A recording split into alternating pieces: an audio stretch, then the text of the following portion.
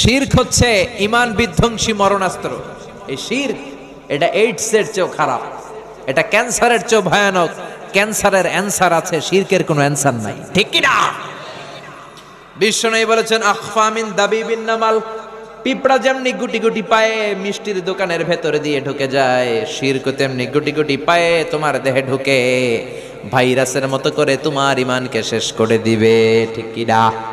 শিরক মানে আল্লাহর সাথে কাউকে সমকক্ষ বানানো, আল্লাহর মতো ক্ষমতাবান কাউকে মনে করা, আল্লাহর জায়গায় কাউরে বসানো, ঠিক কি না? এজন্য আমরা যখন নামাজের জন্য দাঁড়াই, আল্লাহ বলে নামাজ পড়ে পড়বি, আগে বল শিরক করস কিনা। আমরা বলি ওয়াজ্জাহাতু ওয়াজহিয়া লিল্লাযী ফাতারাস সামাওয়াতি ওয়াল আরদা হানিফাও ওয়া মা আনা মিনাল মুশরিকিন। না, আল্লাহ আমরা মুশরিক না, আমরা শিরক করি না। আমাদের শুরুতে এই ঘোষণা আমরা দেই কি দেই না?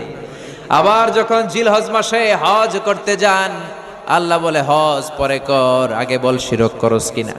আমরা বলি লাব্বাইক আল্লাহুম্মা লাব্বাইক, লাব্বাইক লা শারীকা লাকা লাব্বাইক, আল্লাহ কোনো শরীক করি না, আমরা মুশরিক না। চিল্লায় কোন ঠিক কিনা?